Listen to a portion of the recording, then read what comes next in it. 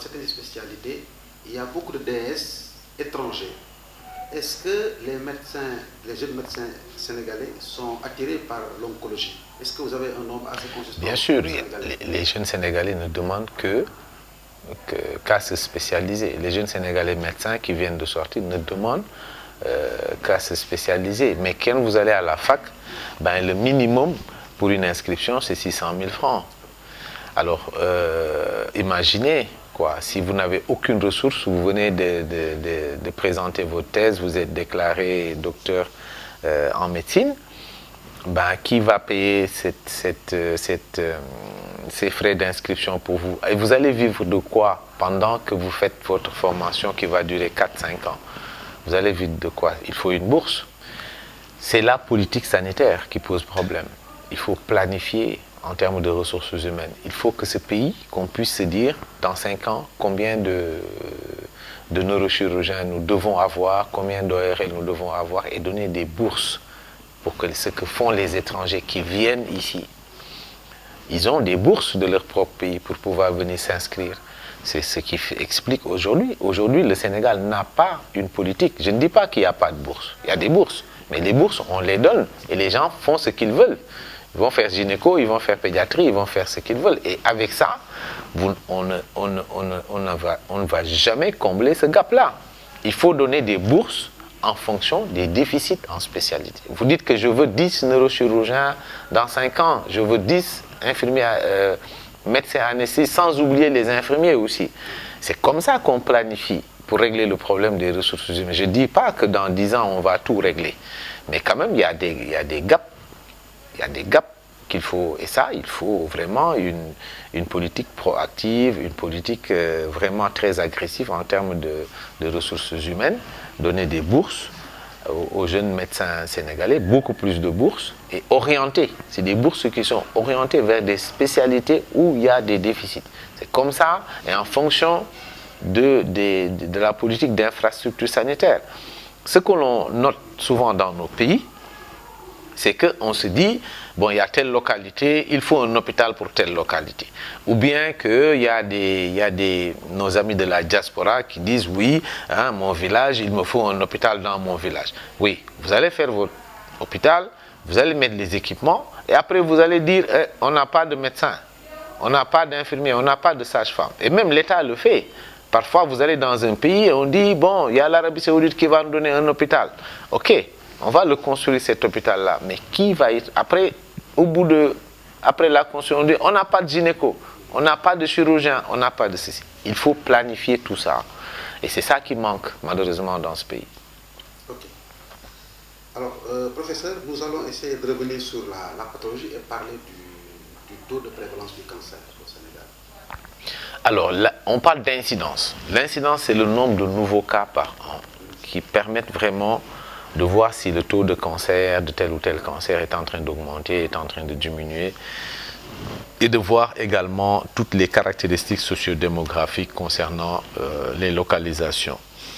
Mais là également, les données posent problème, puisqu'il faut avoir ce qu'on appelle un outil qu'on appelle un registre des tumeurs qui permet d'enregistrer tous les cas de cancer sur l'ensemble du pays. Ça permettra de savoir qu'à Kolda, le cancer du col est plus important qu'à tel endroit et on essaie de voir pourquoi. Cet outil-là, on avait commencé à le mettre en place. Malheureusement, il n'y a pas eu de ligne budgétaire pour la pérennisation donc, du registre des tumeurs. Ce qui fait qu'on a des estimations qui sont faites par des calculs statistiques qui nous permettent de situer le nombre, l'ensemble des cancers, les nombres de nouveaux cas par an aux alentours de 6 000, 7 000, avec une mortalité aux alentours de 4 000, 5 000, ce qui est très élevé puisque c'est aux alentours de 70%. Mais ça reste des estimations. D'accord? Nous, ce que nous notons ici, au niveau de l'Institut Joliot-Curie, nous avons en moyenne par an environ 1700 à 2000 cas de cancer diagnostiqués ici à l'Institut Joliot-Curie. Et avec une mortalité également qui est assez élevée, si on fait une corrélation par rapport aux stades qui sont avancés, puisqu'on a 90% de stades qui sont avancés. Si c'est 4 stades, c'est les stades 3 et 4 qui font à peu près 90%. Ce qu'on a dit au début de cet entretien. Par rapport à la répartition des localisations, le cancer du sein vient en tête et il est suivi de très près par le cancer du col. C'est pourquoi nous avons un focus concernant l'information, la sensibilisation, le dépistage sur ces deux localisations-là. Et beaucoup de gens croient que les cancers, c'est quelque chose de féminin. Ce n'est pas féminin du tout. Il y a ensuite les cancers ORL, qui concernent la gorge, le larynx, le pharynx, etc. Il y a les cancers de la prostate, également qui concernent les hommes, le cancer du foie, les cancers colorectaux, etc. Mais ce qu'il faut retenir, c'est que le cancer du sein est le cancer le plus fréquent aujourd'hui au Sénégal.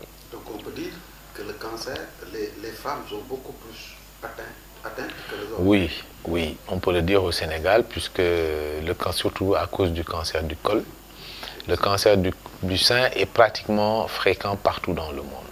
C'est un des cancers qui sont les plus difficiles à gérer. Mais le cancer du col, dans les pays développés, qui ont des programmes de dépistage organisés, puisqu'il y a une longue histoire de lésions précancéreuses, ça peut se voir, ça peut se détecter.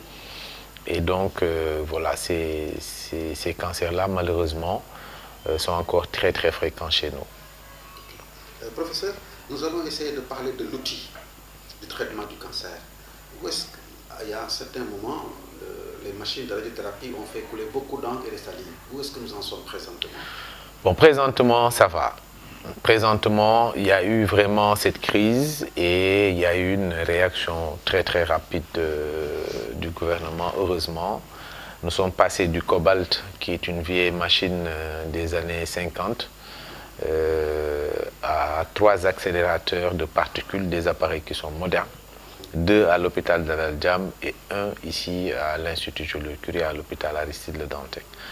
Donc voilà, maintenant il faut essayer de voir l'avenir. Nous avons également, heureusement, des jeunes qui sont en formation, des jeunes Sénégalais qui se spécialisent en radiothérapie. Il faut très rapidement envisager de faire d'autres services dans les régions, pour décentraliser un peu. Avec le projet de centre national d'oncologie au niveau de Diamniadio, nous espérons que d'ici 2-3 ans, le plateau technique va être encore beaucoup plus relevé, quoi. Professeur, nous tirons vers la fin de l'émission. Vision Santé vous offre l'opportunité de s'adresser aux Sénégalais par rapport à la pathologie qu'est le cancer. Un mot, un message à diffuser. Non, c'est le plus important. Je pense qu'il faut que les gens s'informent par rapport à cette maladie et ne pas avoir des idées arrêtées, ne pas demander à gauche et à droite. Il faut s'informer. Nous faisons beaucoup de conférences, nous faisons beaucoup d'émissions. Ne pas avoir tout le temps peur d'écouter ou de discuter ou de poser des questions, parce que c'est une maladie qui souvent commence par des symptômes qui sont très banals, des symptômes qui sont habituels. Et il faut pouvoir, comme je l'ai dit, il faut également avoir le réflexe d'aller voir un médecin, de se faire voir. Peut-être qu'à ce stade-là, en général, la maladie est très curable. Donc, et ça ne demande pas beaucoup de moyens financiers. Et chaque fois qu'il y a une possibilité de se faire dépister, nous faisons des caravanes, nous faisons du dépistage un peu partout dans les régions, surtout les femmes, concernant le col de l'utérus. Le col de l'utérus, c'est 10-15 ans de lésions précancéreuses. C'est des lésions qu'on peut détecter et détruire facilement. Ça n'entrave pas les grossesses. Il n'y a aucune incidence, il n'y a pas d'anesthésie. Et pour le cancer du sein, avoir le réflexe, ce que nous avons d'ailleurs, aujourd'hui les femmes ont le réflexe de faire la mammographie tous les 2 ans. Et pour la prostate, pour les hommes, à partir de 40 ans, aller faire une petite prise de sang pour voir le taux de PSA. Et quand c'est élevé, d'aller consulter un urologue. Et là également, quand le diagnostic est fait tôt, il y a beaucoup plus de chances de guérison. Et en termes d'hygiène de vie, qu'est-ce que tu peux faire? Alors ça, c'est la prévention primaire, c'est fondamental. On ne peut pas l'éviter à 100%, mais on peut diminuer le risque en faisant du sport. En tout cas, en avoir une activité physique régulière, en faisant attention à son alimentation. Bon, dans un pays pauvre, quand vous parlez d'alimentation, C'est vrai, c'est important de s'informer, mais souvent les gens, ils mangent ce qu'ils ont. Mais c'est important, quand on a 500 francs ou 1000 francs, au lieu d'acheter du café Touba, du truc. Donc les fruits et les légumes sont protecteurs. La viande rouge que nous aimons et la viande qui est grillée sont des viandes c'est quelque chose qui est incriminé. Donc ne pas en abuser. Donc voilà, c'est vraiment l'alimentation et surtout la vaccination, vacciner les enfants contre l'hépatite B dès la naissance, vacciner les filles. Aujourd'hui, le vaccin contre HPV pour le cancer du col est dans le programme élargi de vaccination. Il ne faut pas être frileux.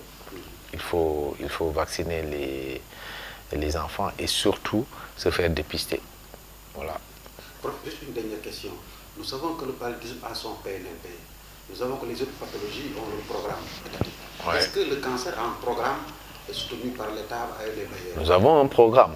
Nous avons tout écrit. Nous avons fait tous les séminaires qu'il fallait, mais il n'y a pas un franc aujourd'hui. Heureusement, cette année, on nous a signalé qu'on a mis 1 milliard pour la lutte contre le cancer. C'était d'ailleurs prévu beaucoup plus pour subventionner les médicaments anticancéreux. C'est surtout pour la lutte contre le cancer en général. Donc voilà, il faut savoir que paludisme, sida, tuberculose, ces programmes marchent parce qu'il y a beaucoup une manne financière qui vient de l'extérieur. Il faut savoir que pour le cancer, il ne faut pas s'attendre à avoir cette manne financière qui vient de l'extérieur. Hein.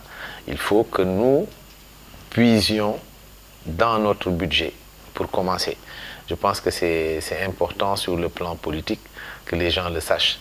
Les maladies infectieuses ne sont pas vues de la même manière que les maladies chroniques au niveau des instances de décision, en tout cas sur le plan international. Parce que c'est une priorité également pour les pays développés qui n'arrêtent pas à mettre des millions et peut-être même des milliards de dollars dans la recherche pour bloquer ces maladies chroniques. Donc, et les maladies infectieuses se transmettent. Donc il vaut mieux les bloquer ici. On a vu la mobilisation mondiale avec Ebola. Les gens ne vont jamais se mobiliser comme ça pour freiner le cancer en Afrique. Donc voilà, sur le plan politique aussi, nous devons savoir que c'est des maladies différentes et qu'il y a une transition épidémiologique. Les maladies chroniques, les maladies infectieuses ont été bien maîtrisées, sont bien maîtrisées aujourd'hui. Par contre, les maladies chroniques, c'est la principale cause de mortalité chez l'adulte aujourd'hui et qu'il faut réorienter cette manière de faire la politique sur le plan sanitaire dans nos pays en Afrique. Professeur, merci de nous avoir reçus. Vision Santé est un site d'information médicale destiné exclusivement aux professionnels de santé et aux usagers de la santé au Sénégal. Un petit mot pour Vision Santé. Mais écoutez, je vous souhaite vraiment bon vent et que ça puisse servir à informer, à sensibiliser aussi bien les professionnels de santé qui ont besoin souvent aussi d'avoir ces informations-là, mais surtout pour le grand public. Plus on va informer, plus on va sensibiliser, plus on aura un impact positif pour lutter contre cette maladie. Si cela ne vous gêne pas, est-ce que vous pouvez répéter rapidement bienvenue, merci à Vision Santé. Bienvenue, merci à Vision Santé. Merci professeur. Ok.